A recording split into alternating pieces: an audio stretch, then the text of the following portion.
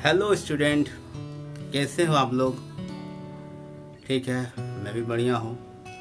तो पिछले लेक्चर में सॉल्यूशन के वीडियो 2 में पार्ट 2 में हम लोग देखे थे colligative properties of dilute solution. उसमें से कॉलिगेटिव प्रॉपर्टीज का जो भेद होता था 4 टाइप्स, उसमें से पहला टाइप्स हम लोग पढ़ चुके थे ऑस्मोटिक प्रेशर।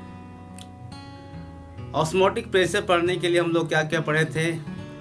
डिफ्यूजन पढ़े थे, एसपीएम पढ़े थे और ऑस्मोसिस पढ़े थे।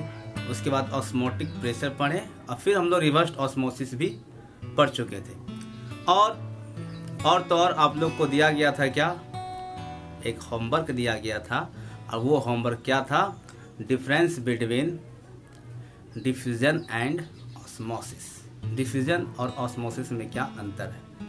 खैर, कुछ हम न्यूमेरिकल्स लेकर आए हैं आप लोग के सामने, जिसमें मोलालिटी, मोलारिटी, मोल फ्रैक्शन और मास परसेंटेज के आधारित पर है ना। मोलालिटी, मोल फ्रैक्शन और मास परसेंटेज के बेसिस पर है। तो ओनली फॉर 2 न्यूमेरिकल्स आप लोग के सामने दिया गया है। देखिए बोर्ड में लिखा हुआ है न्यूमेरिकल्स।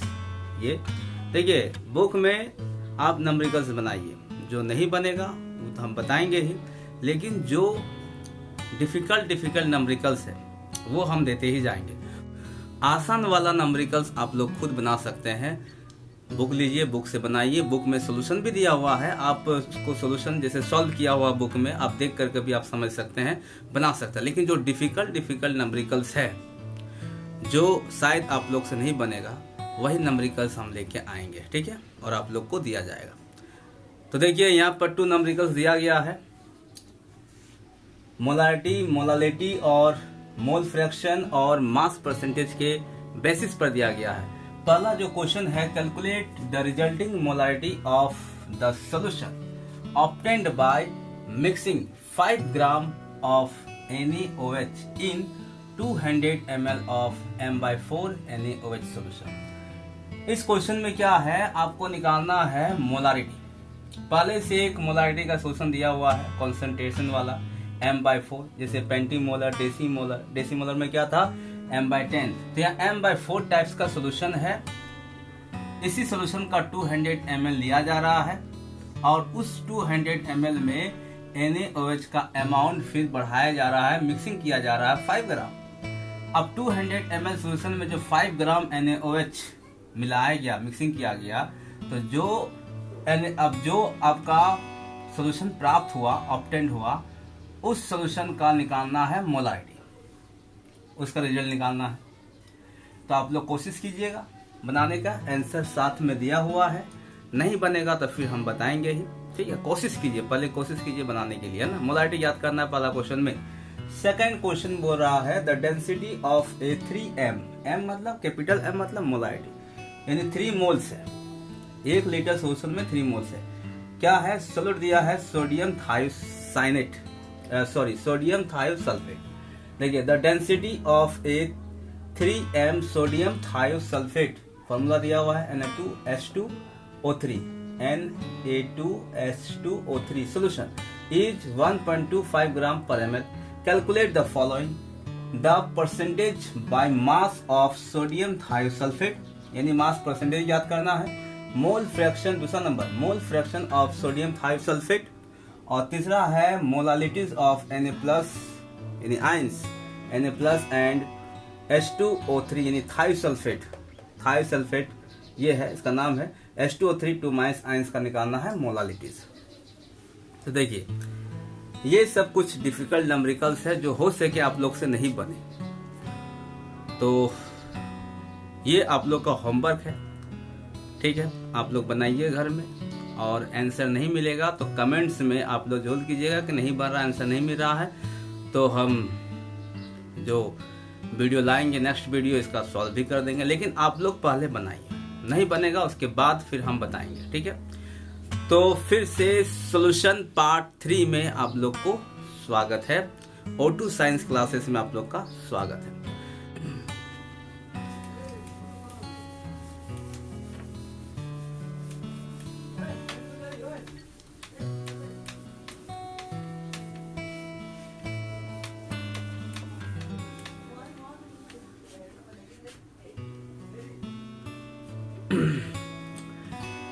तो फिर अब हम लोग देखेंगे van Hoff equation. Van Hoff equation क्या है, आज हम इसके बारे में स्टडी करेंगे। लेकिन उससे पहले जो होमवर्क दिए थे आप लोग को डिफरेंस बिटवीन ऑस्मोसिस और डिफ्यूज़न में, उसके बारे में थोड़ा चर्चा कर लेते हैं। जो नहीं लिखे हैं लिख लीजिए। आपका जो है हम दिए थे difference between diffusion and osmosis. ये रहा डिफ्यूजन, ये रहा आपका क्या ऑस्मोसिस। देखिए डिफ्यूजन ऑस्मोसिस में क्या अंतर था। डिफ्यूजन में सिर्फ क्या था कि हम लोग दो अलग अलग लिक्विड को एक साथ कनेक्ट कर देते थे, है ना, एक साथ कनेक्ट कर दिए। जिसमें क्या हो रहा था कि सॉलिड और सॉल्वेंट का पार्टिकल्स अपने आप इंटरमिक्सिंग हो रहा था, दोनों तरफ मूवमेंट कर रहा था, अपने आप इंटरमिक्सिंग स्वतः। ऐसे प्रोसेस को कहा गया था डिफ्यूजन।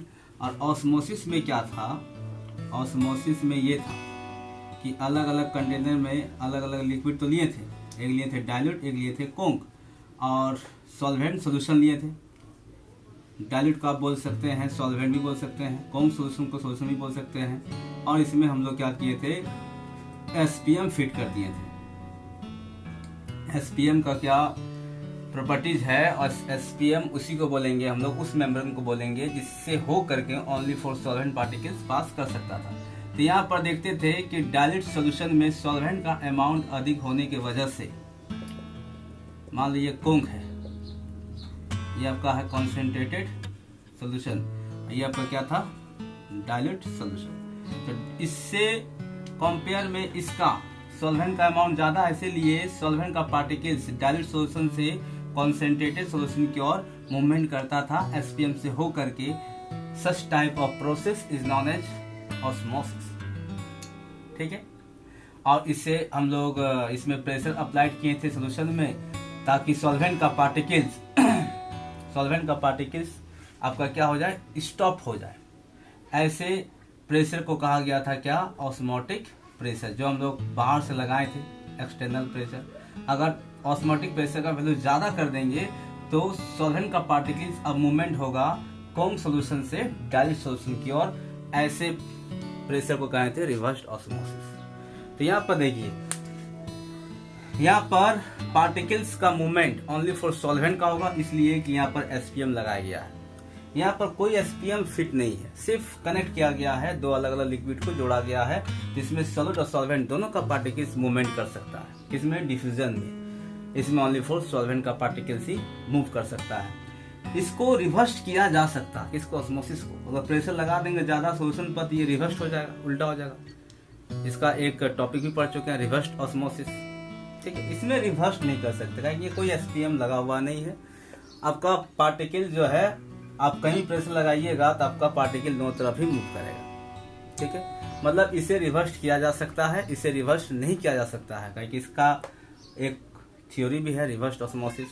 अच्छा, इसमें एसपीएम का रिक्वायर्ड नहीं पड़ता, जरूरत नहीं पड़ता। डिफ्यूजन में सिर्फ कनेक्ट किया गया है, जोड़ा गया है दो अलग अलग लिक्विड को, ठीक है, दो अलग अलग सॉल्यूशन को। इसमें एसपीएम का जरूरत पड़ता है। ठीक है, इसमें देखिए, इसमें सॉलिड लिक्विड गैस तीनों के लिए लागू होता है, प्रयुक्त होता है, एप्लीकेबल। इसमें ओनली फॉर लिक्विड के लिए ही लागू होता है, ओनली फॉर लिक्विड ही। इसमें आप इस प्रोसेस में लिक्विड ही आप डाल करके भर करके ये प्रोसेस को आप दिखा सकते हैं। इसमें तीनों में लागू होगा, क्योंकि इसमें एसपीएम लगा हुआ नहीं है। तो इसका पहला अंतर है, पहला पॉइंट है डिफ्यूजन में और ऑस्मोसिस में एसपीएम इज नॉट रिक्वायर्ड। इसका जो फर्स्ट पॉइंट है, SPM is required, SPM is not required. इसमें क्या है, एसपीएम इज रिक्वायर्ड।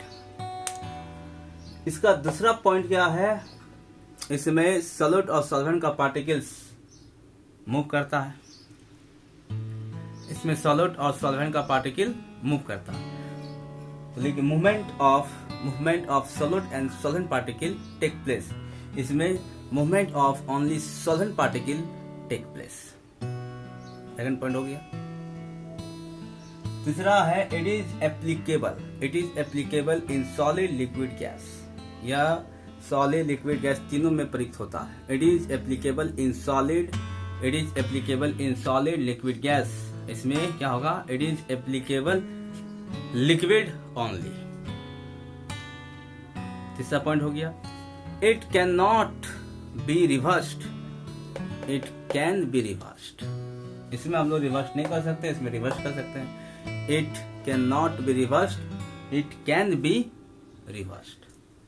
ठीक है, तो इस तरह से आपका फोर्थ पॉइंट है डिफ्यूजन और ऑस्मोसिस में डिफरेंट। ये था डिफ्यूजन और ऑस्मोसिस का डिफरेंस, अंतर। तो अगला आज हम लोग पढ़ेंगे van Hoff equation. Van Hoff equation क्या है, इसके बारे में आज हम लोग स्टडी करेंगे। तो वैन हॉफ इक्वेशन कहाँ से आया, कैसे आया? तो उससे वैन हॉफ इक्वेशन पढ़ने से पहले आपको जानना होगा van Hoff law. Van Hoff एक नियम दिया था, एक नियम का प्रतिपादन किया था, उस नियम के बारे में जानेंगे। वो नियम जानने के बाद, वो लॉ जानने के बाद उसका इक्वेशन हम लोग प्राप्त कर लेंगे, और वो इक्वेशन किसके लिए लागू होता है उसके बारे में भी आज चर्चा करेंगे। वैन हॉफ इक्वेशन जानना क्यों जरूरी है इस सॉल्यूशन चैप्टर में, उसके बारे में भी आज हम लोग स्टडी करेंगे, पढ़ेंगे और जानेंगे कि वैन हॉफ इक्वेशन आखिरकार की हम लोग को जरूरत पड़ता है कोलिगेटिव प्रॉपर्टीज में, इस सॉल्यूशन के चैप्टर में। तो आइए पहले हम लोग पढ़ते हैं वैन हॉफ लॉ।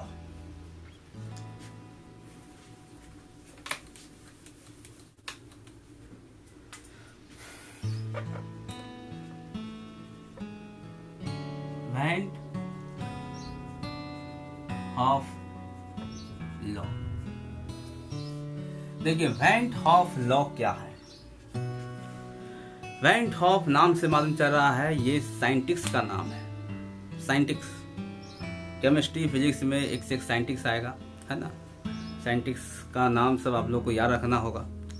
तो साइंटिस्ट का नाम आपको अगर हमेशा के लिए, बहुत लॉन्ग समय के लिए याद रखना है, तो उसका जीवन मरण, वो क्या किया था, उसके बारे में कुछ स्टडी करना होगा। लेकिन ना बुक में साइंटिस्ट का फोटो के साथ उसका कुछ जीवनी दिया हुआ रहता, तो आप उस सब पढ़िए, खुद पढ़िए। हालांकि एग्जाम में नहीं पूछा जाता, लेकिन आप लोग पढ़िएगा, उसके बारे में जानिएगा तो आपका याद रहेगा, मेमोरी में साइंटिस्ट का नाम लंबे समय तक याद रहेगा। तो आज हम लोग जानेंगे van Hoff law. Van Hoff, इस साइंटिस्ट का पूरा नाम है, इस साइंटिस्ट का पूरा नाम है जैकोबस हेनरिकस। Jacobus Henricus.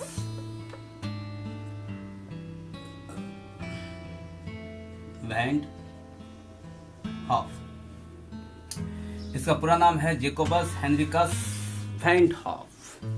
इस साइंटिस्ट का पूरा नाम है। इसका जो जन्म हुआ था 30 अगस्त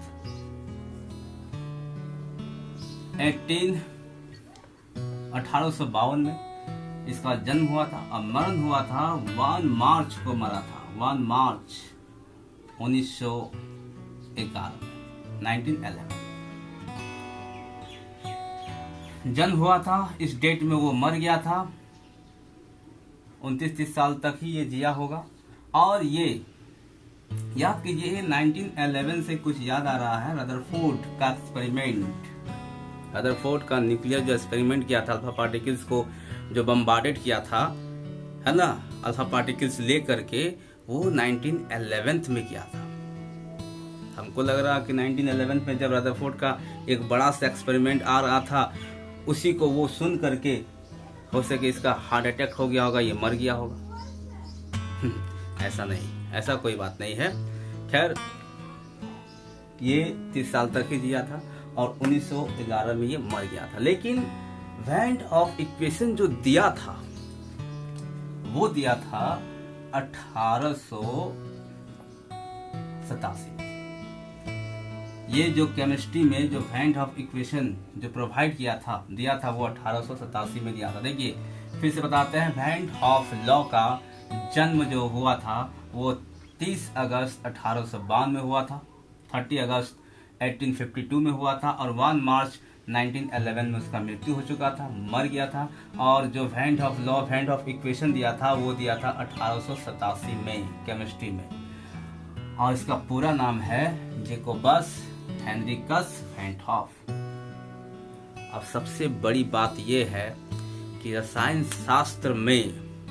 शास्त्र में जो नोबेल पुरस्कार दिया गया था, सर्वप्रथम सबसे फर्स्ट जिसको मिला था उस साइंटिस्ट का नाम है वैन हॉफ। इसी को सबसे पहले नोबेल पुरस्कार दिया गया था। तो खैर इतना हम बता दिए, हर एक साइंटिस्ट का हम बताने वाले नहीं हैं, आप लोग खुद पढ़िए। साइंटिस्ट का जीवनी याद रहेगा तो उसका थ्योरी भी याद लंबे समय तक रहेगा।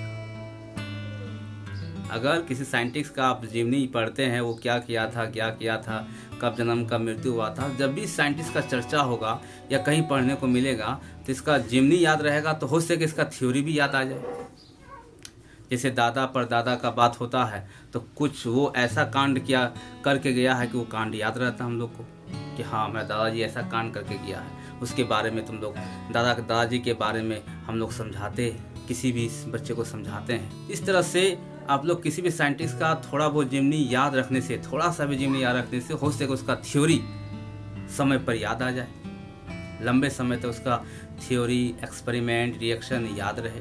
तो ये आप लोग का काम है। हालांकि एग्जाम में पूछता नहीं है कब ये जन्म हुआ था, कब मरण हुआ था, इसका लॉ से मतलब, हम लोग को सिर्फ लॉ से, एक्सपेरिमेंट से, थ्योरी से, रिएक्शन से मतलब है। ठीक है, तो ये है वैन हॉफ का कुछ जीवनी के बारे में बता दिए।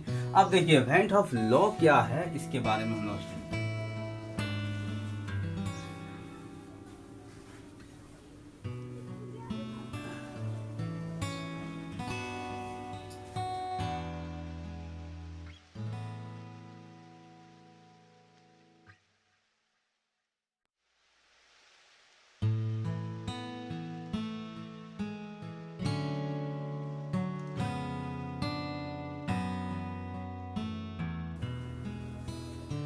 अब हम लोग जानेंगे वैन हॉफ लॉ।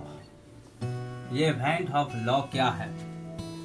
तो ये लॉ पहला जो नियम दिए थे, पहला नियम जो दिया था है ना, देखिए according to this law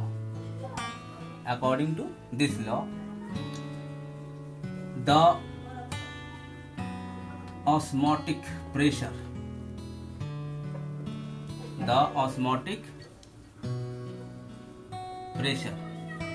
of the solution is directly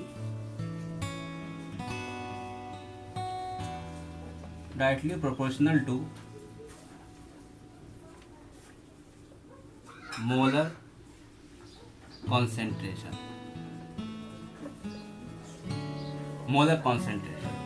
ठीक है, at constant temperature।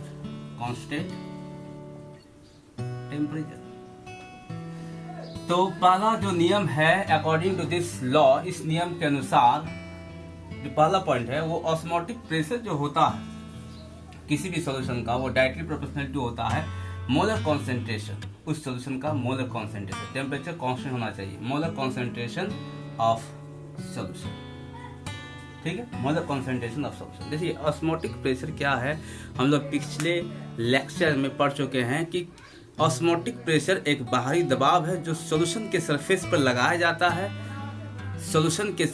लगाया जाता है, ताकि सॉल्वेंट का पार्टिकल्स जो डाइल्यूट से कॉन्सेंट्रेटेड की ओर आ रहा था उसको स्टॉप किया जाता है। मतलब ऑस्मोसिस प्रोसेस को रोकने के लिए जो सॉल्यूशन के सरफेस पर जो minimum amount of external pressure लगाते हैं उसी को बोलते हैं ऑस्मोटिक प्रेशर। अगर सॉल्यूशन का कॉन्सेंट्रेशन ज़्यादा होगा तो उसमें ऑस्मोटिक प्रेशर आपको ज़्यादा लगाना पड़ेगा, ठीक है।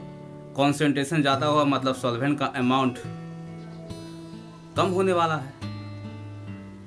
जैसे कहने का मतलब है कि एक है 30% सॉल्यूशन, एक है 50% सोल्यूशन, जिसमें कॉन्सेंट्रेशन ज़्यादा, 100 में 50 पार्ट सोल्यूट है, तो इसमें सॉल्वेंट का अमाउंट इसके रिस्पेक्ट में कम है, तो इसमें ऑस्मोटिक प्रेशर आपको ज़्यादा लगाना है। इस सोल्यूशन में ऑस्मोटिक प्रेशर इससे थोड़ा कम लगाना है। बात समझे? ऑस्मोटिक प्रेशर इसमें ज़्यादा लगेगा, इसमें कम लगेगा, क्योंकि ये कॉन्सेंट्रेशन सोल्यूशन तो है लेकिन इससे कम है, इससे इसमें ज़्यादा सॉल्वेंट है, इसलिए कम प्रेशर में ही उसको रोक देगा। डाइल्यूट सोल्यूशन से जो आपका आ रहा था पार्टिकल्स, सॉल्वेंट का पार्टिकल्स, उसको इस सोल्यूशन में कम प्रेशर में ही रोक देगा, लेकिन इसमें सॉल्वेंट का अमाउंट इसके रिस्पेक्ट में कम है, इसलिए इसमें ज़्यादा प्रेशर लगाना होगा। एक्सटर्नल प्रेशर कॉन्सेंट्रेशन सोल्यूशन में ज़्यादा लगाना होगा, यानी osmotic pressure directly proportional to होता है मोलर कॉन्सेंट्रेशन। सी को बोलेंगे molar concentration at constant temperature. बात समझे? कहने का मतलब मोलारिटी ज़्यादा है तो उसमें ऑस्मोटिक प्रेशर ज़्यादा लगाना होगा, मोलारिटी कम है तो कोई भी कॉन्सेंट्रेशन सोल्यूशन में मोलारिटी लो, मोलालिटी लो, चाहे आप मास परसेंटेज लीजिए, कोई भी कॉन्सेंट्रेशन सोल्यूशन में अगर कॉन्सेंट्रेशन ज़्यादा है तो ऑस्मोटिक प्रेशर का वैल्यू ज़्यादा होगा, याद रखिएगा। दूसरा पॉइंट कहता है कि इस नियम के अनुसार जो ऑस्मोटिक प्रेशर है वो डायरेक्टली प्रोपोर्शनल टू होता है टेम्परेचर। मान लो कोई साइंटिस्ट रिसर्च कर रहा, देखिए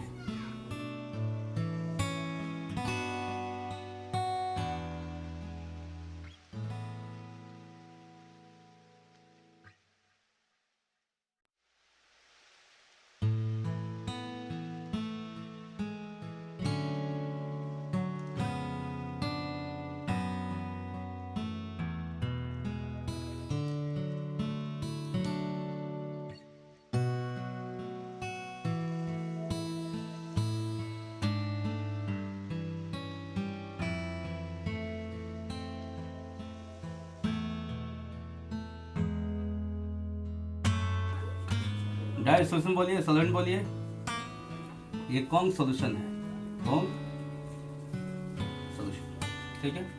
आप ये सोल्यूशन भी बोल सकते हैं। अब देखिए यहाँ पर कॉन्सेंट्रेशन ज़्यादा होगा तो ऑस्मोटिक प्रेशर आपको ज़्यादा अप्लाइड करना होगा, ये पहला लॉ था। जितना अधिक कॉन्सेंट्रेशन होगा, प्रेशर अप्लाइड नहीं करेंगे तो सॉल्वेंट का पार्टिकल्स डाइल्यूट से कम की ओर आता है। ऐसे प्रोसेस को कहा गया था क्या, ऑस्मोसिस। ऑस्मोसिस को रोकने के लिए एक्सटर्नल प्रेशर लगाते हैं, उसी एक्सटर्नल प्रेशर को कहा गया ऑस्मोटिक प्रेशर, जिसे पाई से डिनोट किया जाता है, पाई से। तो आप ध्यान दीजिए, यहाँ मोलर कॉन्सेंट्रेशन ज़्यादा होगा तो सॉल्वेंट का पार्टिकल्स कम होगा। इसमें देखिए कॉन्सेंट्रेशन 30%, इसमें 50%, इसमें सॉल्वेंट का अमाउंट ज़्यादा है। सॉल्वेंट का अमाउंट ज़्यादा है तो इसको रोकने के लिए सॉल्वेंट का पार्टिकल्स में ज़्यादा तो कम प्रेशर लगाना होगा। 50% सोल्यूशन यहाँ पर अप्लाई कीजिएगा तो सॉल्वेंट का अमाउंट कम हो जाएगा इसके रिस्पेक्ट में। जितना आप कॉन्सेंट्रेशन सोल्यूशन लीजिएगा उतना ही सॉल्वेंट का अमाउंट कम होते जाएगा। तो जब सॉल्वेंट का अमाउंट कम रहेगा तो ज़्यादा आपको प्रेशर लगाना होगा। जो इधर से पार्टिकल्स आ रहा है कॉन्सेंट्रेटेड सोल्यूशन की ओर, उसको रोकने के लिए आपको ज़्यादा प्रेशर लगाना होगा। तो ये पहला लॉ था। दूसरा लॉ क्या कहता है कि अगर टेम्परेचर बढ़ा देंगे, देखिए टेम्परेचर अगर बढ़ा दे सिस्टम में टेम्परेचर, तो टेम्परेचर बढ़ जाएगा। तो टेम्परेचर बढ़ने पर क्या होगा कि सॉल्वेंट का पार्टिकल्स का जो मूवमेंट है और तेजी से हो जाएगा। तो उसका जब स्पीड ज़्यादा हो जाएगा तो ऑस्मोटिक प्रेशर का वैल्यू भी ज़्यादा आपको बढ़ाना होगा। तो सेकंड पॉइंट कहता है कि अकॉर्डिंग टू दिस लॉ, है ना, osmotic pressure is directly proportional to temperature. Temperature बढ़ेगा तो ऑस्मोटिक प्रेशर बढ़ाना होगा कि मोमेंटम बढ़ जाएगा। तो इसका लिख लीजिए second point, according to this law the osmotic pressure of solution is directly proportional to absolute temperature, मतलब केल्विन में लेना है, यानी ऑस्मोटिक प्रेशर टेम्परेचर का डायरेक्टली प्रोपोर्शनल टू होता है। इसको हम लोग इक्वेशन 1 मान लेंगे, इसको हम लोग इक्वेशन 2 मान लेंगे। देख लीजिए, ये इक्वेशन 1 है, ये इक्वेशन 2 है। तो आप लोग वैन डर वाल्स लॉ पढ़ चुके हैं, अभी देख लिए हैं। वैन डर वाल्स लॉ का पहला इक्वेशन, ये ऑस्मोटिक प्रेशर जो हम लोग पाई से डिनोट करते हैं, osmotic pressure directly proportional to होता है मोलर कॉन्सेंट्रेशन का, सोल्यूशन का मोलर कॉन्सेंट्रेशन का सीधा समानुपाती होता है अगर आप टेम्परेचर को कांस्टेंट रखते हैं तब। सेकंड है कि ऑस्मोटिक प्रेशर टेम्परेचर का भी डायरेक्टली प्रोपोर्शनल टू होता है। ठीक है, तो इक्वेशन 1 और 2 में हम लोग देख रहे हैं कि लेफ्ट साइड बराबर है, तो कॉम्बिनेशन कर सकते हैं, कंबाइनिंग हम लोग कर सकते हैं। तो इक्वेशन 1 और 2 को हम लोग कंबाइनिंग करेंगे तो अगला इक्वेशन क्या मिलेगा अब ये देखते हैं। तो इवेंट ऑफ लॉ खत्म नहीं हुआ है। देखिए इक्वेशन 1 और 2 स्क्रीनशॉट ले लीजिए, लिख लीजिए। देखिए कंबाइन कर रहे हैं हम लोग इक्वेशन 1 और 2 को। ठीक है,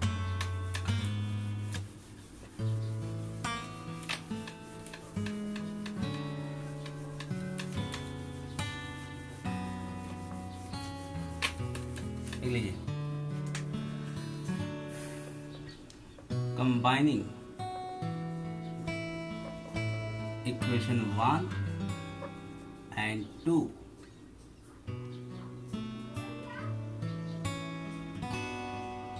विकेट हम लोग पाते हैं। Combining equation 1 and 2 wicket, equation 1 और 2 को हम लोग कंबाइन करेंगे तो क्या मिलेगा। तो देखिए पाई डायरेक्टली प्रोपोर्शनल टू होता है मोलर कॉन्सेंट्रेशन और डायरेक्टली प्रोपोर्शनल टू होता है टेम्परेचर। यही है, ये समानुपाती का साइन हटाते हैं तो एक कांस्टेंट लगाते हैं। ठीक है, या लगा दिए R। ठीक है, जहां R बराबर है आप बोल सकते हैं सॉल्यूशन कांस्टेंट, कोई भी कांस्टेंट लगाते हैं सॉल्यूशन कांस्टेंट, लेकिन इसका कंपेयर किया गया है गैस कांस्टेंट से, यूनिवर्सल गैस कांस्टेंट। याद है यूनिवर्सल गैस कांस्टेंट का 11th में मोल कॉन्सेप्ट में 4 वैल्यू लिखाए थे, तो वहां पर जो 4 वैल्यू में से जो यूज होगा वो यूज होगा ये वाला 0.082 लीटर ATM पर मोल पर कर, ये वाला यूज होगा 0.082।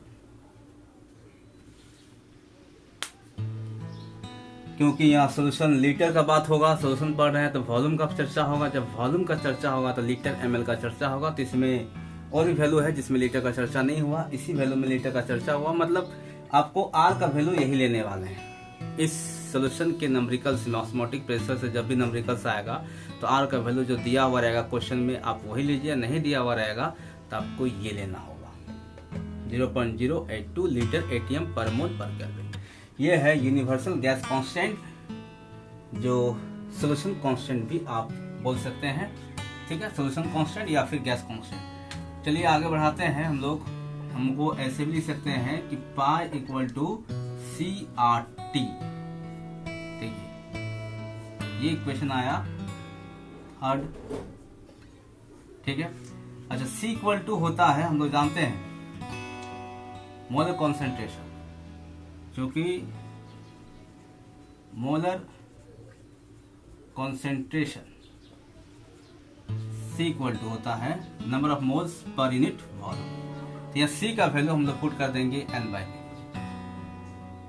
तो N/V पुट कर देंगे तो क्या मिलेगा, देखिए अगला स्टेप क्या हो जाएगा, यहाँ पर C का वैल्यू पुट करेंगे तो पाई इक्वल टू हो जाएगा N/V, V नीचे चला आएगा और R और T ऊपर में रहेगा। ये मल्टीप्लाई कर देंगे तो पाई V इक्वल टू nRT। ये इक्वेशन एक मिला। इक्वेशन को बोलेंगे 4। तो बस इक्वेशन थर्ड और 4 को ही कहेंगे हम लोग वैन हॉफ्स इक्वेशन। इक्वेशन थर्ड और 4 को बोलेंगे हम लोग क्या, वैन हॉफ इक्वेशन। देखिए थर्ड से ही आपका फोर्थ बना है। ये C का वैल्यू यहाँ पर पुट किए हैं N/V और V को क्रॉस मल्टीप्लिकेशन किया गया है। तो वैन हॉफ इक्वेशन देख लीजिए, वैन हॉफ इक्वेशन यही है पाई इक्वल टू CRT, या आप ये याद रखिए पाई V इक्वल टू nRT। देखिए इक्वेशन याद रखने का एक तरीका हम बता देते हैं। आप आइडियल गैस इक्वेशन पढ़े होंगे PV इक्वल टू nRT, बस उसी से लेकर के बनाया गया वैन हॉफ इक्वेशन। P को चेंज किया गया है, ऑस्मोटिक प्रेशर माना गया। आप PV मान सकते हैं, ऑस्मोटिक प्रेशर को आप PV मान सकते हैं। PV इक्वल टू आपका nRT आ सकता है, लेकिन P हम लोग माने थे मोल कॉन्सेप्ट में गैस के केस में, या हम लोग लिक्विड के केस में देख रहे हैं, इसलिए हम लोग पाई माने हैं। पी मानिए या पाई मानिए, उससे कोई मतलब नहीं है, बस आप जो माने हैं उसको लिख दीजिए। पाई आपका है ऑस्मोटिक प्रेशर, पी आप यहाँ मानिएगा तो ऑस्मोटिक प्रेशर। तो आइडियल गैस इक्वेशन से ही ये इक्वेशन आया है। वहाँ भी आपका Boyle's law, Charles law, Avogadro's law, Gay-Lussac's law, ये सब से है ना 3 लॉ से कॉम्बिनेशन मिलके बना था, ठीक है। तो वही वैन हॉफ इक्वेशन उसी टॉपिक को, उसी थ्योरी को लेकर के रिसर्च किया और ये इक्वेशन को लाया गया। अब कैसे लाया इक्वेशन हम बता दिए, वैन हॉफ लॉ से आया इस इक्वेशन। ये जो इक्वेशन आया है वैन हॉफ लॉ से, और इसी इक्वेशन को बोलेंगे हम लोग वैन हॉफ इक्वेशन। अब ये क्यों लाया, इसलिए लाया कि वो वैन हॉफ जो है साइंटिस्ट, वो देखना चाह रहा था कि ऑस्मोटिक प्रेशर किस पर डिपेंड कर रहा। तो ऑस्मोटिक प्रेशर डिपेंड कर रहा नंबर ऑफ मोल्स पर, मोलर कॉन्सेंट्रेशन पर।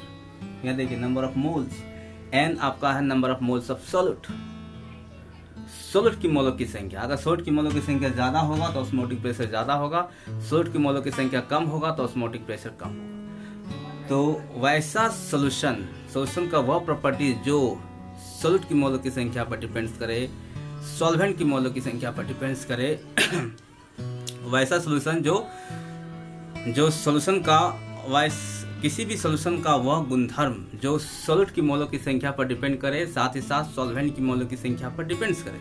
यह हम बताए थे, कुछ बुक में सिर्फ दिया हुआ कि सॉल्यूट की मोलों की संख्या पर डिपेंड्स करता है, उसके नेचर पर नहीं। किसी की भी मोलों की संख्या पर डिपेंड्स करे, किसी के भी पार्टिकल्स की संख्या पर अगर डिपेंड्स कर रहा, चाहे सॉल्यूट हो या सॉल्वेंट हो या दोनों हो, तो उसको बोलेंगे हम लोग क्या, कोलिगेटिव प्रॉपर्टीज। मान लेते हैं कि हम लोग सॉल्यूट को कांस्टेंट मान लेते हैं और सॉल्वेंट का अमाउंट कभी बढ़ा देंगे, सॉल्वेंट का अमाउंट उसके रिस्पेक्ट में कभी घटा देंगे, तो कौन का डायल्यूट बन जाएगा। मान लो आप सॉल्यूट को कांस्टेंट लेते हैं और आप सॉल्वेंट का अमाउंट कम लिए तो कॉन्सेंट्रेटेड बनेगा। सॉल्वेंट का अमाउंट ज़्यादा लिए, उसको घुलाने के लिए तो आपको लेना ही होगा अमाउंट में, सॉल्वेंट का अमाउंट एक फिक्स लेना होगा ताकि वो उस सॉल्वेंट में घुल जाए। अगर आप ज़्यादा सॉल्वेंट लेते हैं तो डायल्यूट बनेगा, कम सॉल्वेंट का यूज करते हैं तो कॉन्सेंट्रेटेड बनेगा। तो इस तरह से सॉल्वेंट का पार्टिकल्स पर भी डिपेंड करता है कोलिगेटिव प्रॉपर्टीज, यानी किसी भी सॉल्यूशन का गुणधर्म। यानी कोलिगेटिव प्रॉपर्टीज में अगर किसी भी सॉल्यूशन में सॉल्यूट का पार्टिकल्स का बात हो या सॉल्वेंट का पार्टिकल्स का बात हो या दोनों का बात हो, समझ लीजिए वो कोलिगेटिव प्रॉपर्टीज को दिखाता है, शो करता है। तो ये वैन हॉफ इक्वेशन, इस इक्वेशन आने के बाद वैन हॉफ्स को मालूम चल गया कि कोलिगेटिव प्रॉपर्टीज का जो एक भेद है ऑस्मोटिक प्रेशर, इससे प्रूफ होता है कि ऑस्मोटिक प्रेशर कोलिगेटिव प्रॉपर्टीज का ही एक टाइप्स है। यानी ऑस्मोटिक प्रेशर कोलिगेटिव प्रॉपर्टीज होता है, क्योंकि osmotic pressure number of moles पर डिपेंड कर रहा है, सॉल्यूट पर नंबर ऑफ मोल्स, और सॉल्यूट की मोलों की संख्या यानी सॉल्यूट की पार्टिकल्स की संख्या, 1 मोल बराबर एवोगाड्रो नंबर। और जहां पार्टिकल्स का बात आ रहा किसी सोल्यूशन में तो वो कोलिगेटिव प्रॉपर्टीज होता है। तो ये वैन हॉफ इक्वेशन पाई भी इक्वल टू nRT जो आया है, इससे साबित होता है कि ऑस्मोटिक प्रेशर एक कोलिगेटिव प्रॉपर्टीज होता है। तो यहाँ तक आप लोग लिख लीजिए, स्क्रीनशॉट ले लीजिए। तो देखिए अब इक्वेशन 3 और 4 को हम लोग बोलेंगे वैन हॉफ इक्वेशन। नीचे में लिख देंगे एक लाइन जो आप लोग लिखे हैं, नीचे में लिख दीजिएगा equation 3 and 4 are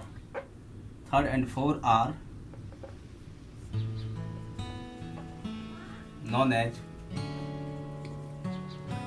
Van Hoff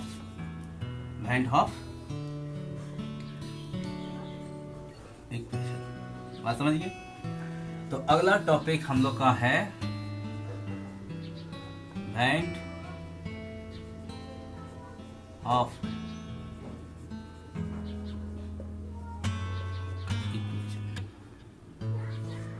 van Hoff equation अभी आया, पाई इक्वल टू nRT आया, ठीक है। इक्वेशन इसको क्या माने 4, आप यहाँ पर 1 मानिए। अगर आपका एग्जाम में आता है वैन हॉफ इक्वेशन तो डायरेक्ट लिखिए पाई इक्वल टू nRT, इसी को बोलेंगे वैन हॉफ इक्वेशन। कैसे आया, अगर लॉ पूछेगा लॉ बता दीजिएगा, कैसे आया तो फिर वैन ऑफ लॉ से जाना होगा, ठीक है। अगर 1 मार्क्स 2 मार्क्स के लिए आ रहा कि right when Hoff equation, right आप ये लिखिए पाई इक्वल टू nRT, बस यहाँ पर समझा दीजिए कि पाई क्या है। तो पाई एक ऑस्मोटिक प्रेशर है। पाई क्या है? Osmotic pressure. भी क्या है? Volume of solution. एन क्या है? Number of moles of solute. R क्या है? Gas constant. और टी क्या है? Absolute temperature. एब्सोल्यूट टेम्परेचर मतलब केल्विन में आपको लेना है। यही है वैन हॉफ इक्वेशन। लिख सकते हैं equation 1 is known as van Hoff equation. इसी को बोलेंगे हम लोग क्या? Van Hoff equation. यही है वैन हॉफ इक्वेशन। ठीक है। अब देखिए वैन हॉफ इक्वेशन यानी ऑस्मोटिक प्रेशर के बारे में बताया था। वैन हॉफ इक्वेशन में ऑस्मोटिक प्रेशर, लॉ भी ऑस्मोटिक प्रेशर के बारे में ही चर्चा किया था। अब अगला हम लोग जानेंगे क्या ऑस्मोटिक प्रेशर से हम लोग सॉल्यूट का मॉलिक्यूलर मास याद कर सकते हैं। अगर याद कर सकते हैं तो समझाएं। Explain determination of molecular mass of solute on the basis of osmotic pressure. क्या ऑस्मोटिक प्रेशर से मॉलिक्यूलर मास ऑफ सॉल्यूट याद कर सकते हैं? अगर याद कर सकते हैं तो समझाएं, एक्सप्लेन कीजिए। तो आइए देखते हैं। क्वेश्चन लीजिए। एक क्वेश्चन है। क्वेश्चन क्या है? डिटरमाइन है ना, ऐसे लिखिए। एक्सप्लेन समझाना हमको। एक्सप्लेन डिटरमाइन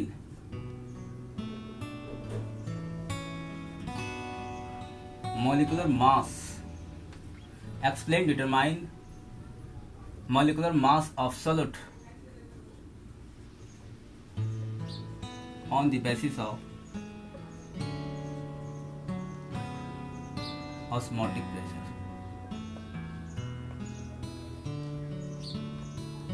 ठीक है। Explain, determine, explain determination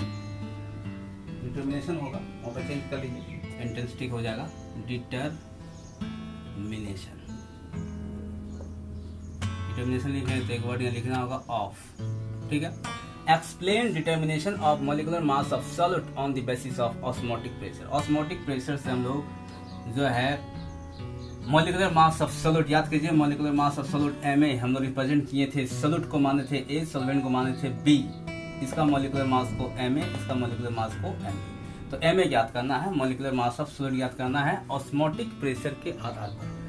तो आंसर में सिंस वी नो दैट, हम लोग जानते हैं कि पाइप इक्वल टू क्या होता है? nRT होता है। ठीक है। यहाँ पर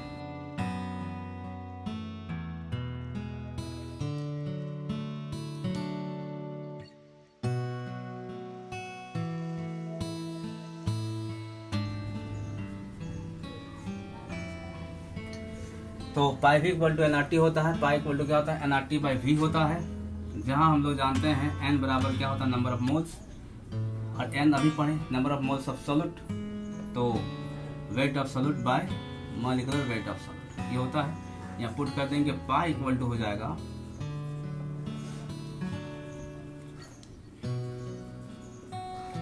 W into R into T into by Ma into. बताइए इस फॉर्मूला से मॉलिक्यूलर मास ऑफ सॉल्यूट याद कर सकते हैं। तो यहाँ पर हो जाएगा if value of pi WA, R का वैल्यू तो कांस्टेंट है, T है ना, and V if value of pi WA है ना, WA, T and V are known, तो देन अगर जानते ये सबका वैल्यू इसको छोड़ करके आर नॉन, तो then molecular mass of solute can be easily calculated, आसानी से हम लोग ज्ञात कर सकते हैं। अगर जिसको ज्ञात करना उसको छोड़ करके बाकी सब का वैल्यू मालूम रहेगा, अगर हम लोग मालूम कर लेंगे, अगर जानते हैं तो फिर उसका वैल्यू आसानी से ज्ञात कर सकते हैं। तो वही लिखे हैं कि if value of pi, W A, V and T, R का वैल्यू कांस्टेंट होता है, नहीं मालूम है तो आपको याद रखना है 0.082।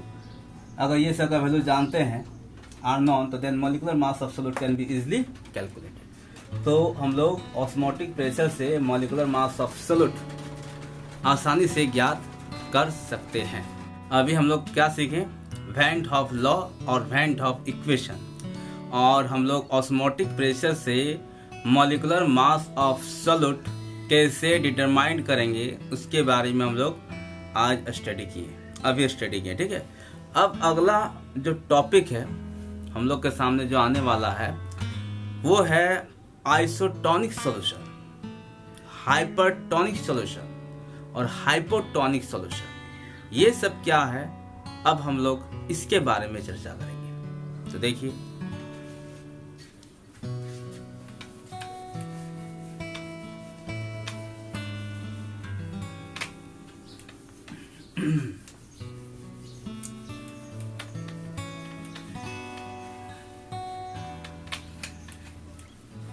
देखिए हम लोग देखेंगे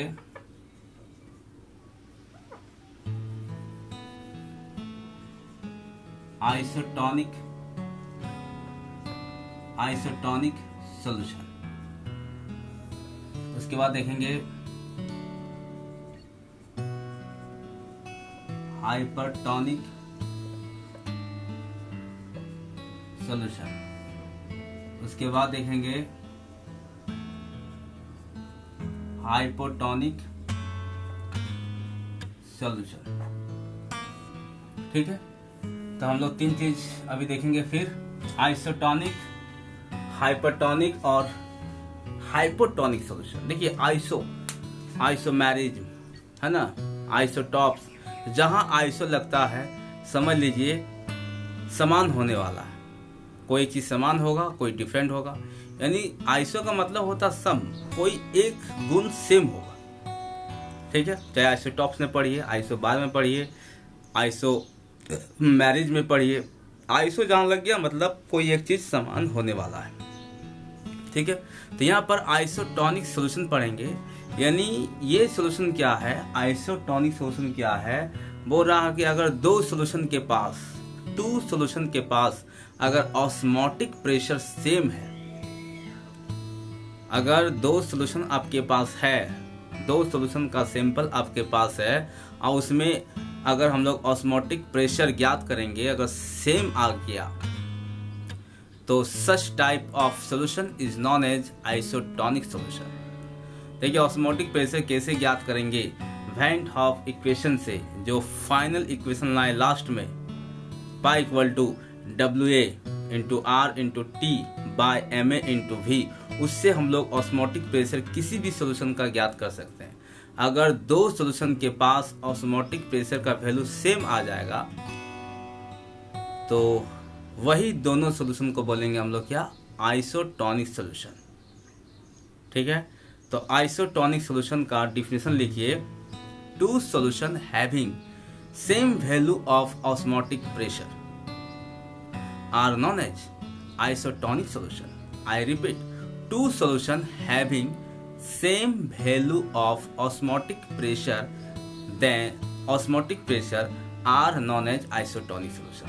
ठीक है, मान लो आपके पास दो सॉल्यूशन रखा हुआ है, ध्यान दीजिए, ऑस्मोटिक प्रेशर है, डिटेल्स ऑस्मोटिक प्रेशर क्या है डिटेल्स हम पढ़ा चुके हैं पार्ट 2 में, सॉल्यूशन के पार्ट 2 में देख लीजिए, फिर से पढ़ लीजिए। ऑस्मोटिक प्रेशर कैसे ज्ञात करते हैं, ऑस्मोटिक प्रेशर वो वैन ऑफ इक्वेशन से हम लोग ज्ञात कर सकते हैं ऑस्मोटिक प्रेशर को। अगर ऑस्मोटिक प्रेशर दोनों सॉल्यूशन में सेम आया, मान लो इसमें 10 atm है, इसका भी हम लोग ऑस्मोटिक प्रेशर निकाल के, इस सॉल्यूशन का भी ऑस्मोटिक प्रेशर निकाल करके लाए तो 10 atm ही आ रहा है, इन दोनों के पास ऑस्मोटिक प्रेशर का वैल्यू सेम है, इन दोनों सॉल्यूशन को बोलेंगे आइसोटोनिक सॉल्यूशन। लेकिन अगर डिफरेंट आया, मान लो किसी में 5 आया किसी में 10 आया, 2 आया 5 आया, कुछ भी अगर डिफरेंट आया तो फिर उसको नहीं बोलेंगे आइसोटोनिक सॉल्यूशन। अगर डिफरेंट आया तो फिर वे सभी सॉल्यूशन को क्या बोलेंगे, तो फिर वे सभी सॉल्यूशन को हम लोग बोलेंगे या तो हाइपरटोनिक सॉल्यूशन या फिर हाइपोटोनिक सॉल्यूशन। अब हाइपरटोनिक सॉल्यूशन किसको कहेंगे, हाइपोटोनिक सॉल्यूशन किसको कहेंगे? तो देखिए, किसी सॉल्यूशन का ऑस्मोटिक प्रेशर का वैल्यू ज्यादा आता है, अधिक आता है किसी दूसरे सॉल्यूशन के ऑस्मोटिक प्रेशर वैल्यू से, तो उसी सॉल्यूशन को बोलेंगे हाइपरटोनिक सॉल्यूशन। हाइपर हायर, याद रखिए, हाइपर हायर मतलब किसी भी सॉल्यूशन का अगर ऑस्मोटिक प्रेशर हायर आया, अधिक आया, तो उसको बोलेंगे हाइपरटोनिक सॉल्यूशन। अगर लेस आया, कम आया, किसी दूसरे सॉल्यूशन के तुलना में किसी भी सॉल्यूशन का ऑस्मोटिक प्रेशर का वैल्यू अगर कम आता है तो उसको बोलते हैं हाइपोटोनिक सॉल्यूशन। यानी इसमें अधिक है तो इसको बोलेंगे हाइपरटोनिक सॉल्यूशन। इसका ऑस्मोटिक प्रेशर इस सॉल्यूशन के ऑस्मोटिक प्रेशर से कम है, लेस है, तो इसको बोलेंगे हाइपोटोनिक सॉल्यूशन। क्लियर है बात? तो लिखिए हाइपरटोनिक सॉल्यूशन। देखिए, आप लोग नोट्स बनाते जाइए, सबका डेफिनेशन हम लिखाते जा रहे हैं, बस आपको कॉपी पेन लेके बैठना है और आप डेफिनेशन को लिखिए, एक नोट्स बन जाएगा। ठीक है, तो लिखिए हाइपरटोनिक सॉल्यूशन में a solution whose osmotic pressure value is greater than osmotic pressure value of other solution is known as hypertonic solution. I repeat, a solution whose osmotic pressure value is greater than THAN greater than osmotic pressure value of other solution is known as hypertonic solution. अगला लिखिए last वाला hypotonic solution. Hypotonic solution का definition, a solution whose osmotic pressure value is less than osmotic pressure value of other solution. उसमें greater than था, इसमें less than लिखना है। I repeat, a solution whose osmotic pressure value is less than osmotic pressure value of other solution is known as hypotonic solution. तो ये था आपका isotonic solution, hypertonic solution और हाइपोटोनिक सॉल्यूशन। अब हम लोग देखेंगे नोट में जो फॉर्मूला आया ऑस्मोटिक प्रेशर से, ऑस्मोटिक प्रेशर से क्या क्या फॉर्मूला आ चुका है, अब हम लोग ये जानेंगे।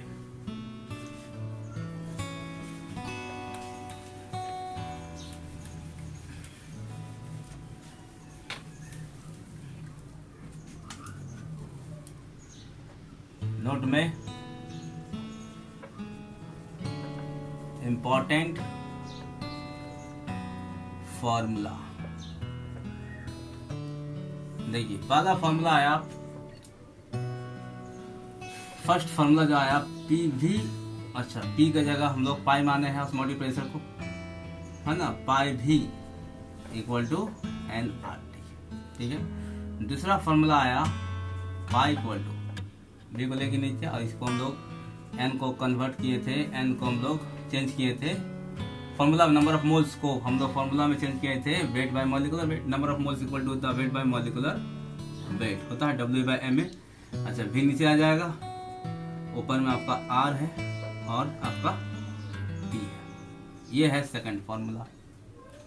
तो आपका जो है क्लास 12th में या तो इस फॉर्मूला से न्यूमेरिकल्स रहेगा या तो फिर इस फॉर्मूला से न्यूमेरिकल्स रहेगा। ये फॉर्मूला कहाँ से आया? वैन डे हॉफ लॉ से आया, और इसी इक्वेशन को कहा गया था वैन डे हॉफ इक्वेशन। तो खैर फॉर्मूला कहाँ से हम बता दिए, हर एक फॉर्मूला को हम बताएंगे कहाँ से आ रहा है, बस आप लोग लिख लीजिए, याद कर लीजिए, इसी फॉर्मूला पर आपका न्यूमेरिकल्स रहेगा। यही सब फॉर्मूला जो फॉर्मूला हम बताते जा रहे हैं वो नोट में लिख के जाइए, और वही सब फॉर्मूला से आप लोग का न्यूमेरिकल्स रहेगा एग्जाम में। ठीक है, तो देख लीजिए, यहाँ पर आप जब R का वैल्यू कांस्टेंट लेंगे 0.082, यही लेना ही है कांस्टेंट वैल्यू। अगर एग्जाम में दिया हुआ है, क्वेश्चन में दिया हुआ रहेगा, क्वेश्चन में अगर मेंशन किया हुआ तो वही लेंगे R का वैल्यू। अगर मेंशन किया हुआ नहीं है तो आप ये लीजिएगा 0.082। इसका पूरा यूनिट जो होता है लीटर एटीएम होता है। और क्या होता है बोलो, लीटर एटीएम, एकदम सही बोल रहे हैं, पर मोल और पर केल्विन। तो अब देख लीजिए यहाँ केल्विन है तो टेम्परेचर आपको लेना होगा केल्विन में, लीटर है तो वॉल्यूम आपको लेना होगा लीटर में, एटीएम है तो प्रेशर आपको लेना होगा एटीएम में, बस। और इसको याद रखिए, इसको लेना होगा आपको ग्राम में। तो इस फार्मूला से आपका कोई भी चीज आपको निकालने बोल सकता है, टेम्परेचर निकालने बोल सकता है, टेम्परेचर को छोड़ करके बाकी सबका वैल्यू दिया हुआ रहेगा, आर का वैल्यू दिया हुआ नहीं रहेगा, क्योंकि गैस कांस्टेंट आपको याद रखना है। या तो ऑस्मोटिक प्रेशर निकालने बोलेगा, या इस फार्मूला से आपको निकालने बोलेगा मॉलिक्यूलर मास ऑफ सॉलिड, या तो निकालने बोलेगा वेट ऑफ सॉलिड, या वॉल्यूम भी निकालने बोल सकता है। इस फार्मूला से किसी एक का वैल्यू निकालने दिया जाएगा एग्जाम में या कोई भी कंपटीशन क्लास में, बाकी को जो निकालना है उसको छोड़ करके बाकी वैल्यू आपका दिया हुआ रहेगा, तभी तो निकाल सकते हैं। तो ये रहा आपका ऑस्मोटिक प्रेशर से दो फॉर्मूला। थोड़ा थोड़ा नंबरिकल्स हम लोग करते जाएंगे आप, काहे कि आगे जाके नंबरिकल्स की संख्या कम हो जाएगा, नहीं तो नंबरिकल्स की संख्या बढ़ते जाएगा। इसीलिए थोड़ा थोड़ा नंबरिकल्स हम लोग अब स्टार्ट कर देते हैं। आज से हम लोग नंबरिकल्स स्टार्ट कर देते हैं, है ना। तो ऑस्मोटिक प्रेशर से हम लोग नंबरिकल्स आज हम लोग स्टार्ट कर रहे हैं, थोड़ा थोड़ा करते जाएंगे। और आप लोग फॉर्मूला जब आ गया तो इस फॉर्मूला से आप लोग बुक से नंबरिकल्स बनाइए, ठीक है। और जो डिफिकल्ट नंबरिकल्स है वो तो हम लेके आएंगे ही। फिलहाल अभी इस वक्त ऑस्मोटिक प्रेशर से हम लोग सिंपल नंबरिकल्स से ही स्टार्ट करते हैं, ताकि आप रेडी हो जाइएगा। आसान नंबरिकल्स जब सारा बना लीजिएगा तब आप डिफिकल्ट नंबरिकल्स बना सकते हैं। तो देखिए इसका पहला नंबरिकल्स फॉर्मूला नोट कर लीजिए, नोट हो चुका है, स्क्रीनशॉट ले लीजिए, चलिए देखिए ऑस्मोटिक प्रेशर से पहला जो क्वेश्चन है, सिंपल क्वेश्चन बता रहे हैं, लिखिए calculate osmotic pressure, osmotic pressure, calculate osmotic pressure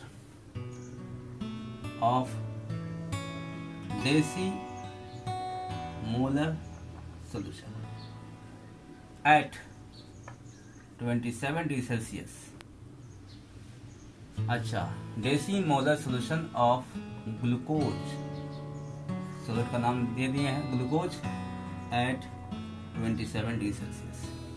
देखिए आपको निकालना है ऑस्मोटिक प्रेशर किसका, deci molar solution of glucose का, यानी डेसी मोलर सोल्यूशन है, ग्लूकोज का बना हुआ सोल्यूशन है डेसी मोलर सोल्यूशन, और टेम्परेचर आपका दिया हुआ है 27 डिग्री सेल्सियस। ठीक है, समझ में आ रहा है। देख लीजिए calculate osmotic pressure of deci molar solution of glucose at 27 degree Celsius. तो कैसे बनेगा देख लीजिए, बहुत ही आसान नंबरिकल्स है। सबसे पहले डेसी नॉर्मल सोल्यूशन का मतलब क्या होता है, डेसी मोलर सोल्यूशन का मतलब क्या होता है। डेसी मोलर सोल्यूशन हम बता चुके हैं, deci molar solution means 1/10 moles of solute is present in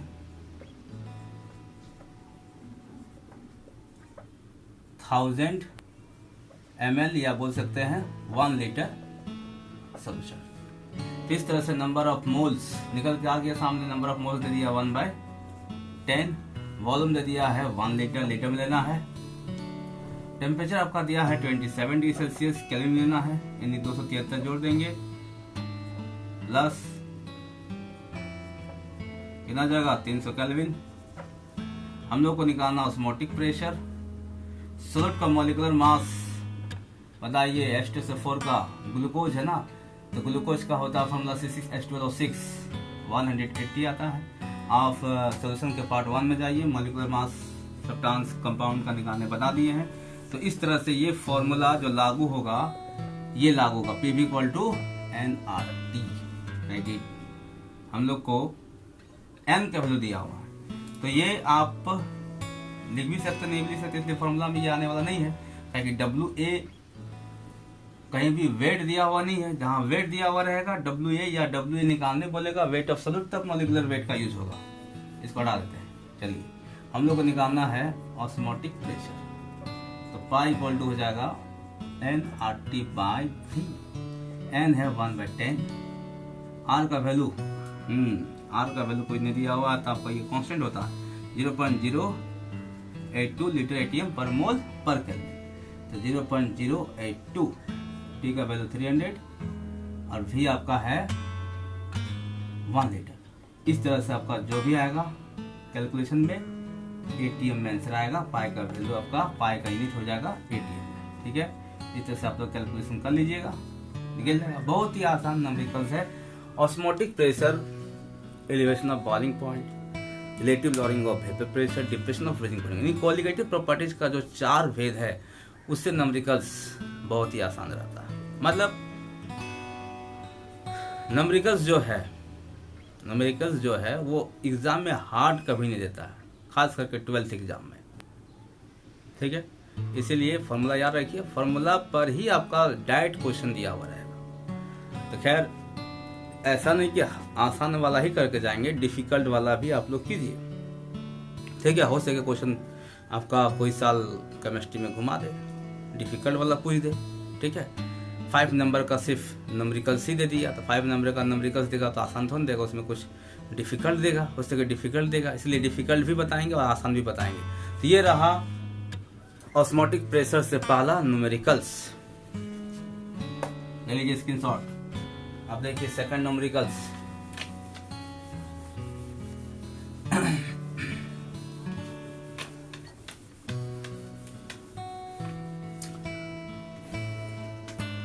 second numerical देखिए, एट व्हाट टेम्परेचर, किस तापमान पर, एट व्हाट टेम्परेचर है ना, 5% glucose solution will develop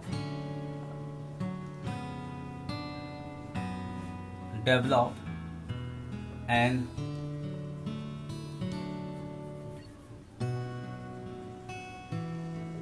osmotic pressure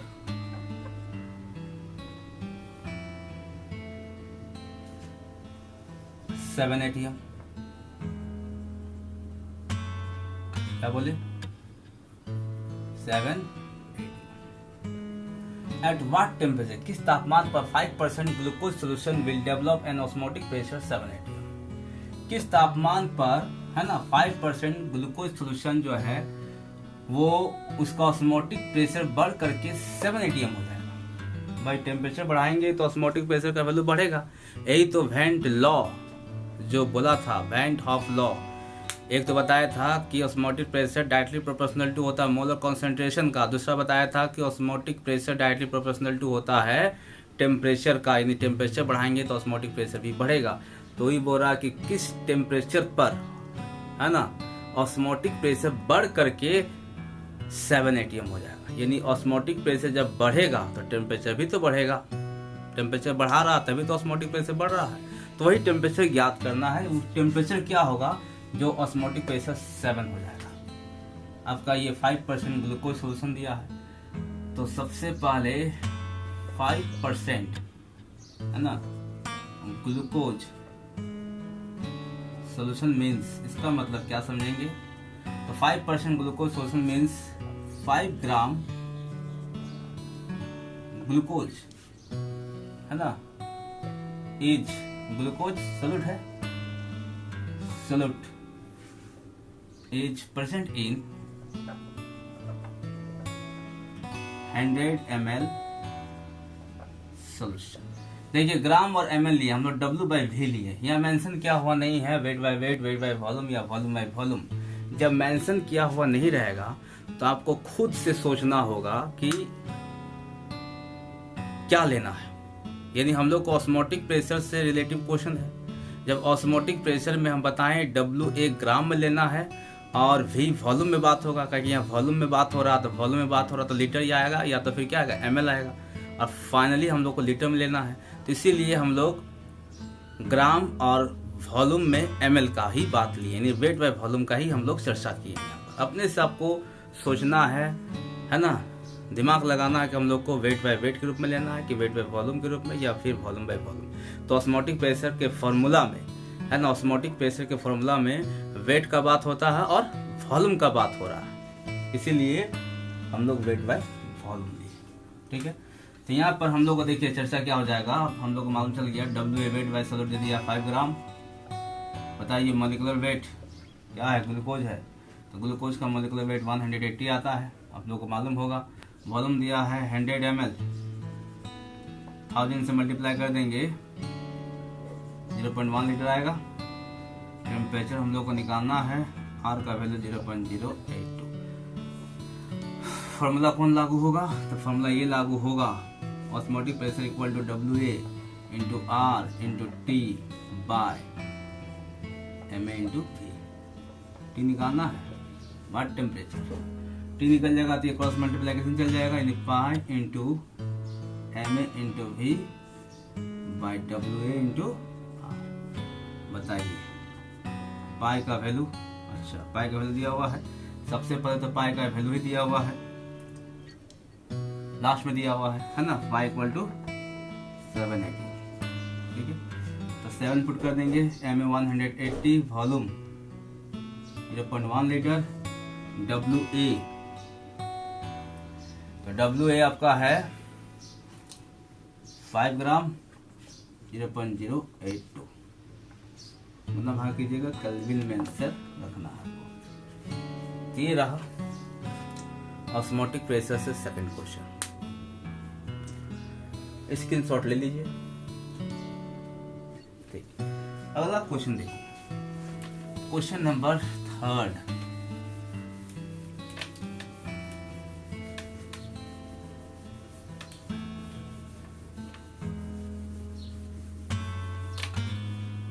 question number 3 कहता है, if 10 gram glucose is present in 200 ml solution at 27 degrees Celsius, तो then osmotic pressure is 5 atm.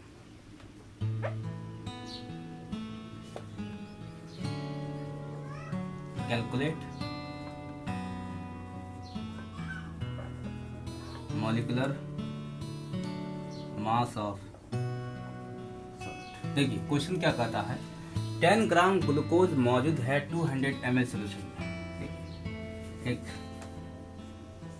इस तरह से आप न्यूमेरिकल्स कीजिएगा तो रफ भी कर सकते हैं, रफ कीजिएगा तो आपका क्वेश्चन कॉन्सेप्ट बैठा हुआ रहेगा, मतलब क्वेश्चन क्या बोल रहा है है ना, आप ज्यादा समझ सकते हैं आसानी से। अगर आप कीजिएगा तब क्वेश्चन क्या बोल रहा है, देखिए 10 ग्राम ग्लूकोज मौजूद है 200 ml सोल्यूशन में, 200 ml सोल्यूशन है, इसमें 10 ग्राम ग्लूकोज मौजूद है, ग्लूकोज 6H12O6। टेम्परेचर दे दिया गया है 27 डिग्री सेल्सियस, तब बता रहा है कि ऑस्मोटिक प्रेशर आपका 5 atm है, इसका सोल्यूशन का दिया है 5 atm, ऑस्मोटिक प्रेशर पाई का वैल्यू दिया है 5 atm दे दिया है। सॉल्यूट का मॉलिक्यूलर मास ज्ञात करना है, MA mass of solute, molecular mass of solute MA। तो ये जो 10 ग्राम दिया वो WA हो गया, ये 200 ml वॉल्यूम शोषण का बात किया, वॉल्यूम दे दिया, तो ये सब दिया हुआ। देखिए फिगर ड्रॉ करने से आपको पूरा कॉन्सेप्ट मालूम चल जाता है क्वेश्चन का, न्यूमेरिकल्स का, इसलिए फिगर ड्रॉ कीजिएगा, आप लोग बनाइएगा रफ में। तो आपका WA दे दिया गया है 10 ग्राम, बात समझ रहे हैं। मॉलिक्यूलर वेट निकालना सॉल्यूट का, क्वेश्चन में साफ साफ लिखा calculate molecular weight of solute, हमें ज्ञात करना है। वॉल्यूम आपका दे दिया है 200 ml, लीटर में कितना हो जाएगा 0.2 लीटर, 5 लीटर में चेंज करने के लिए 1000 से मल्टीप्लाई कैंसिल हो जाएगा, 0.2 आएगा। ठीक है, उसके बाद टेम्परेचर आपका दिया है 27 डिग्री सेल्सियस, यानी केल्विन में 300 केल्विन, आर का वैल्यू 0.082। ठीक है, आप बताइए कौन सा फॉर्मूला लागू होगा, तो फॉर्मूला लागू होगा ये वाला, pi equal to WA by MA into R into T। भी MA याद करना है तो पाई के पास पहुंच जाएगा MA और पाई पहुंच जाएगा Ma के पास, WA into R into T by pi into बोलो, इस यहाँ जाए क्रॉस मल्टीप्लाई कर, ये जब यहाँ पहुंच सकता तो ये भी यहाँ पहुंच सकता है, मैथ का रूल्स है। बस Ma निकल जाएगा, फॉर्मूला पुट कीजिए, आंसर फॉर्मूला पुट कीजिए और Ma का वैल्यू निकल जाएगा। मॉलिक्यूलर मास ऑफ सॉल्यूट आप निकाल सकते हैं, ले लीजिए स्क्रीनशॉट। अब अगला क्वेश्चन हम लोग देखते हैं।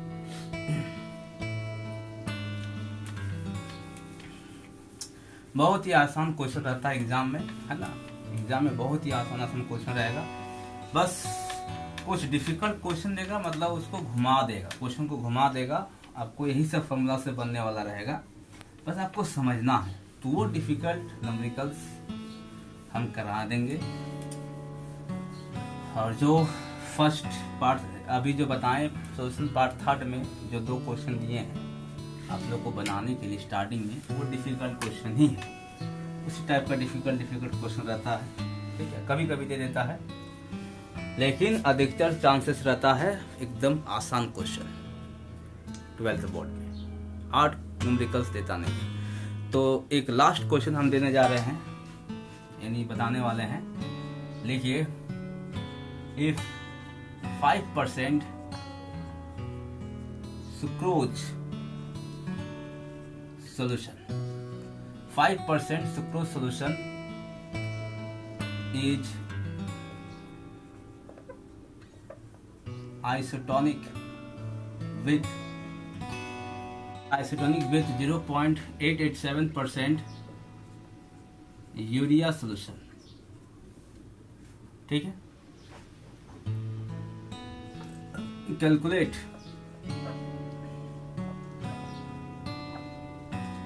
Molecular mass of urea. तो आइसोटोनिक सॉल्यूशन का बात किया गया है, 5% सुक्रोज सॉल्यूशन, वो आइसोटोनिक है किसके साथ, 0.887% यूरिया सॉल्यूशन के साथ। तो calculate molecular mass of urea, urea का मॉलिक्यूलर मास ज्ञात करना है। खैर एक तरफ दिया है 5% सुक्रोज सॉल्यूशन, एक तरफ दिया है 0.877% यूरिया सॉल्यूशन। अब देखिए परसेंटेज है तो वेट बाय वॉल्यूम, कि यहाँ आइसोटोनिक सॉल्यूशन का बात हो रहा है, आप ले सकते हैं वेट बाय वेट भी ले सकते हैं, उससे कोई मतलब नहीं, कटने वाला देखो यहाँ पर WA आपका हो जाएगा 5 ग्राम ले लीजिए, ठीक है।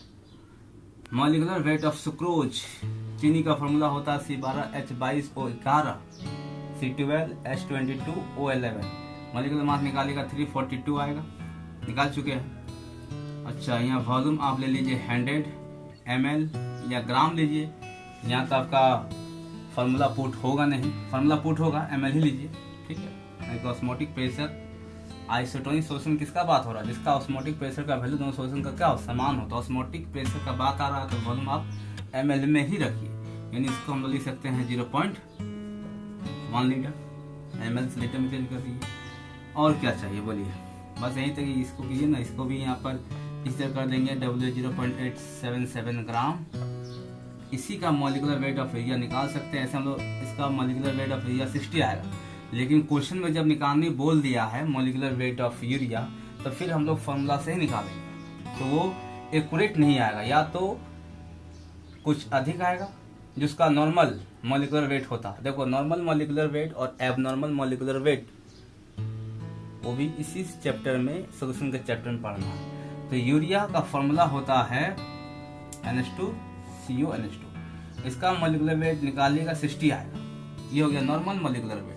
लेकिन क्वालिटेटिव प्रॉपर्टीज के किसी भी फॉर्मूला से अगर मॉलिक्यूलर वेट निकालते हैं, फॉर्मूला के आधार पर, फॉर्मूला के बेसिस पर, तो फिर 60 के बराबर नहीं आएगा, एक्यूरेट नहीं आएगा, कुछ न कुछ इसमें कम आ सकता है या फिर कुछ अधिक आ सकता है, उसी को बोलेंगे एबनॉर्मल मॉलिक्यूलर मास, ठीक है। तो यहाँ पर मॉलिक्यूलर वेट यूरिया का निकालने बोला तो निकालेंगे फॉर्मूला से, वॉल्यूम वही परसेंटेज का बात हुआ है तो 0.1 लीटर। देखिए दोनों सॉल्यूशन आइसोटोनिक है, तो पाई 1 इक्वल टू लिख सकते हैं पाई 2, दोनों का वैल्यू ऑस्मोटिक प्रेशर का वैल्यू समान होगा। पाई 1 का मतलब इसका अगर फॉर्मूला पुट करेंगे तो लिखेंगे W1 या WA into R into T by MA into V। ये V1 मान लेते हैं या T1 मान लेते हैं, ठीक है। यहाँ पर काम करते हैं, इसको अब हम लोग पहला सोल्यूशन है ना, यहाँ पर W1 कर देते हैं। ये दूसरा सोल्यूशन का बात हो रहा है, यहाँ पर W2, यहाँ M1, यहाँ पर M2। आप लिख सकते हैं W sucrose, W urea, WU, MAS मतलब MS लीजिए या M सुक्रोज या M यूरिया लिखिए या MU लिखिए, कैपिटल M मोलिकुलर वेट। तो हम लोग 1 और 2 मान लिए, ठीक है। 1 मान लेते हैं, 1 मान लेते हैं, 2 मान लेते हैं, into R into T, M2 into V2। देखिए वॉल्यूम सेम है, टेम्परेचर दिया हुआ नहीं है, सेम ही होगा, नहीं दिया तो कट गया, R का वैल्यू भी सेम रहेगा। ये और ये वैल्यू सेम नहीं है, ठीक है। W1 का वैल्यू कहाँ गया 5, M1 का वैल्यू 342, W2 का वैल्यू 0.877 और MA का वैल्यू निकालना है, M2 का वैल्यू यूरिया का निकालना है, इससे आपका M2 का वैल्यू निकल जाएगा। M2 इक्वल टू हो जाएगा, ये क्रॉस मल्टीप्लीकेशन हो जाएगा और 5 डिवाइड चल जाएगा, यानी 0.877 इंटू 342 बाय 5, बस जो भी वैल्यू आएगा आंसर, जो वैल्यू आएगा आंसर।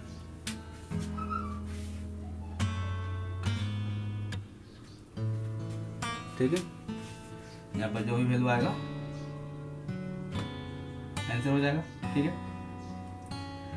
तो इस तरह से हम लोग आज जो हम लोग स्टडी किए है ना, हम लोग स्टडी क्या किए, सॉल्यूशन के पार्ट 3 में हम लोग स्टडी किए कि डिफ्यूजन और ऑस्मोसिस में क्या अंतर है, उसके बारे में स्टडी किए। उसके बाद वेन हॉफ लॉ देखे, वेन हॉफ लॉ उसका नियम ही क्या था, नियम भी देख लिए। उस नियम के वजह से वेन हॉफ इक्वेशन भी प्राप्त हुआ और वेन हॉफ इक्वेशन से हम लोग ये डिटरमाइन करना सीख गए कि किसी भी सॉल्यूशन का ऑस्मोटिक प्रेशर कैसे ज्ञात कर सकते हैं, या ऑस्मोटिक प्रेशर दिया हुआ रहेगा तो हम लोग सॉल्यूट का वेट भी ज्ञात कर सकते हैं, टेम्परेचर भी ज्ञात कर सकते हैं, मॉलिक्यूलर वेट ऑफ सॉल्यूट भी ज्ञात कर सकते हैं और सॉल्यूशन का वॉल्यूम भी ज्ञात कर सकते हैं वेन हॉफ इक्वेशन से। वेन हॉफ इक्वेशन से किसी एक चीज़ का वैल्यू हम लोग ज्ञात कर सकते हैं, जिसको ज्ञात करना उसको छोड़ करके बाकी के वैल्यू दिया हुआ रहेगा तब, ठीक है। और बाकी का वैल्यू दिया हुआ ही रहेगा जब आपको न्यूमेरिकल्स में इससे बेसिस पर न्यूमेरिकल्स रहेगा तो एक छोड़ करके जिसको निकालना है उसको छोड़ करके बाकी सब का वैल्यू दिया हुआ ही रहेगा। बस गैस कांस्टेंट का वैल्यू आप याद रखिएगा जो होता है 0.082 लीटर एटीएम पर मोल पर केल्विन। तो आज का वीडियो में इतना ही, और हम लोग नेक्स्ट वीडियो पार्ट 4 में वो हम लेके आएंगे relative lowering of vapour pressure, जिसमें राउल्ट्स लॉ के बारे में स्टडी करना। देखिए राउल्ट्स लॉ बहुत इंपॉर्टेंट टॉपिक है सॉल्यूशन के चैप्टर में, राउल्ट्स लॉ, ठीक है। तो राउल्ट्स लॉ आएगा सॉल्यूशन के बारे में बताएगा, क्या बताएगा तो उसी दिन हम लोग जानेंगे। उसी से आप लोग को मालूम चलेगा relative lowering of vapour pressure, ठीक है। और एलिवेशन ऑफ बॉइलिंग पॉइंट भी पढ़ेंगे और डिप्रेशन ऑफ फ्रीजिंग पॉइंट। ये ख़त्म होने के बाद सॉल्यूशन जो है आपका 80% ख़त्म हो जाएगा, ठीक है। तो आज जितना बताएं आप रिविजन कीजिए, बारंबार देखिए और लिंक को शेयर कीजिए। हर एक स्टूडेंट, केमिस्ट्री पढ़ने वाला हर एक स्टूडेंट, दोस्त हो या जो आपका क्लोज है, जो पढ़ने वाला स्टूडेंट है 12th में या जो भी है, आपको शेयर करना है, ठीक है। तो धन्यवाद।